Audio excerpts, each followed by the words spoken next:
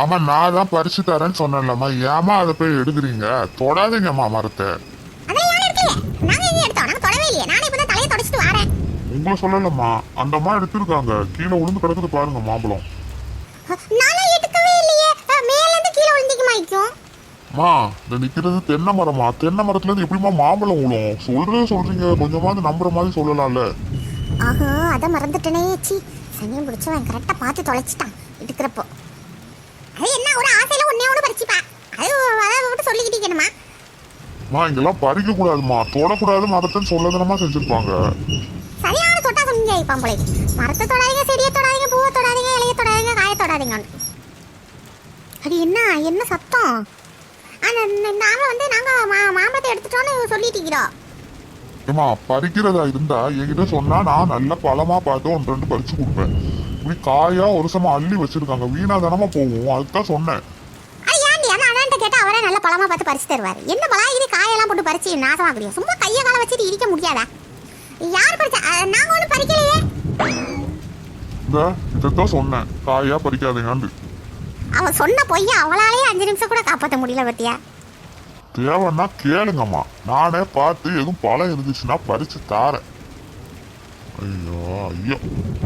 ஆனா உங்களுக்கு அங்க பிரியாணி கட்டு ஒன்று வைக்கிறேன், சாப்பிடுங்க. என்ன அவர்கிட்ட கேட்டா அவரே பறிச்சு தந்திக்க போறாரு. நீங்க ஏண்டி போட்டு வகையா வார தொட்டாசி நீங்க மாதிரி அதை தொடாத இதை தொடாத அதை செய்யாதுங்க இது செய்யாதுங்க உண்டு. அப்படி பிரியாணி ஆர்டர் பண்ண வந்துட்டா? வந்துட்டு அவனை தான் வைக்க சொல்லிக்கிறேன். ஆட மஜ்னூர் மனசு சொல்லி தொலைய மாட்டீல, கஷ்டப்பட்டு காலங்கத்தில் ஆக்கி சோத்த கொண்டு வந்துட்டேனே. பிரியாணி இதா வாய்க்கிலேயே பேசுவா, வாய்ஸ் மெசேஜ் அனுப்புனா பார்க்க மாட்டா.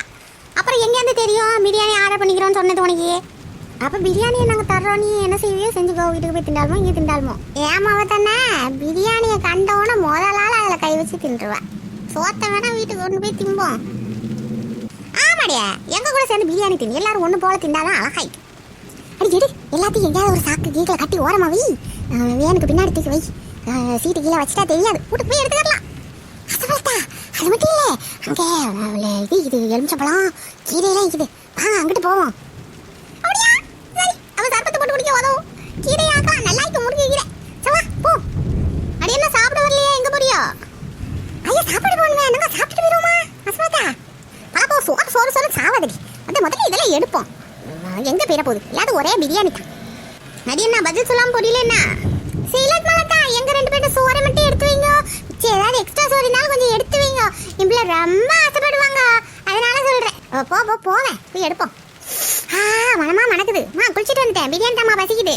எங்கூட்ட நாய்க்குதே கெட்ட நாய், தலையை ஒழுங்கா துடைக்காது, குளிச்சா தலையில இப்படி கொண்டையை கட்டி வச்சுப்பா. அப்புறம் மண்டை வலிக்குது கொண்டை வலிக்குதுன்னு அழுவிட்டு கிடப்பா வீட்டுக்கு வந்து. போ ஒழுங்கா ஃபர்ஸ்ட் தலையை தொட. எப்ப பார்த்தாலும் ஏதாவது ஒன்று சொல்லிட்டே இருக்காதம்மா, சோறு தாமா பசிக்குதுமா, அவ சாப்பிட்டுட்டு அடுத்து என்னன்னாலும் பார்ப்போம். அந்த பிள்ளையில இக்கத்தானே செய்யுது, அவளை என்ன அழகா தலையை தொடச்சி கெட்டிக்கிறா. நீ இகிரியே சோறு கேட்காத மாடு. நீ பாத்தியோ, அவன் தான் தலையை துடைக்கவே இல்லை, அப்படி கெட்டிக்கிறா. நானாச்சும் நல்ல தலையை தொடச்சிட்டு தான் கெட்டினா, நீ திட்டுவாண்டு. அவன் மேல திட்டவே மாட்டேங்கிறோம். சரி சரி, பிரியாணி தின்னு. பிரியாணி கண்டாலே மனம் துள்ளுது. மச்சி, எனக்கு பிரியாணிலாம் அவ்வளோ பிடிக்காது மச்சி. எனக்கு இந்த நெய்ச்சோறு, கறி, கத்திரிக்காய் அப்படி சாப்பிட தான் பிடிக்கும்.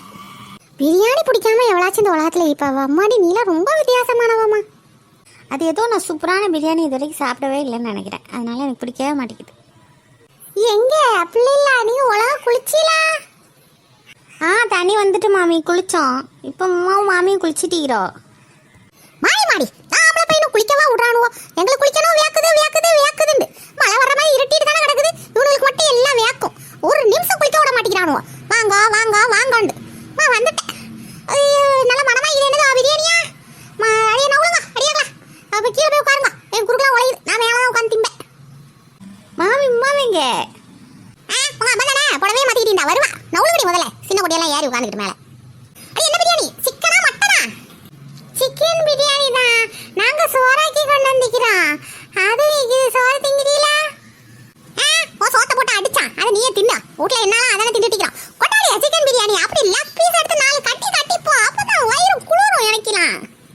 நல்லதா பீட்டடி வைபத்மானி வாய்ஸ் மெசேஜை கேட்காம போனது, அதனால தான் எக்ஸ்ட்ரா சோறு இருந்துச்சு. இல்லைன்னா இதெல்லாம் எதிர்பார்க்கவே இல்லையே இவ்வளோலாம். நம்ம மெய்பாத்மா ஏதாச்சும் ஒன்று செஞ்சா சரியா தாங்க நம்பணும். அதுக்கு ஃபஸ்ட்டு நீங்கள் என்ன? ஆமாம், எந்தையாவது ஒன்று செய்ய வேண்டியது நம்பணும் தும்பணும்னு உருட்ட வேண்டியது. மடி பேய் பேய் மாதிரி வந்து நிற்கிறேன். என்ன லோகடி அடி உங்கள் அம்மா அம்மாண்டியான வந்துட்டா. அடி அவளுக்கு ஒரு பிரியாணி பிளாட்ல கொண்டா. எந்த பிளாட்லாம் கை வைக்கக்கூடாது. நான் தனியாக திம்பேன். எனக்கு பசிக்கலை, எனக்கு வானா சாப்பாடு. அப்படி சொல்லாதீங்கம்மா, ஒன்றுமே நீங்கள் சாப்பிடல காலையில் இருந்து சாப்பிடுங்கம்மா. அடி கொண்டா வாங்கி வைய. அவ எவ்வளோ முடியுதோ திங்க முடியல மிச்சத்துட்டா. நான் தின்னுக்கிறேன்டியே. எனக்கு இந்த அந்த லெக் பீஸை கடிச்சாதான் உயிராக வந்த மாதிரி. அடி அவளுக்கு ஒரு லெக் பீஸ் போட்டுத்தா. இல்லை அம்மாவுக்கு ஏதாவது ஆல்ம்சாரை ஓதி பார்க்குறதோ இல்லை கிதாப் பார்க்குறதோ ஏதாவது பார்க்க மாட்டீங்களாம்மா? பார்த்து சரி பண்ண மாட்டீங்களா? என்னண்டு என்ன பிரச்சனை ஏதுன்னு பார்த்தா தானே சரி பண்ண முடியும். அங்கே அதான் என்ன செய்யணும்னே தெரியல, ஒன்றும் புரியலங்கோ. இதுக்கு போட்டு அலைஞ்சிட்டு கிடக்குறாளோ? அவளே கொஞ்ச நாள் விட்டா தூங்கிலம்னா சரியா போயிடும். வாங்கம்மா, அவள் கிடக்குறாடி பைத்தியக்கார கிரிக்க மாட்டேன். நான் சொல்கிற மாதிரி செஞ்சால் சரியாக போகும். நோய்க்கு பேய்க்கு எல்லாத்துக்கும் பார்த்தா தாண்டி சரி வரும். அதுக்கு பார்த்துட்டு இதுக்கு பார்த்துட்டு அதுன்னு விடலாம் கூடாது. சரி வந்தால் தான் சரி பண்ண முடியும்.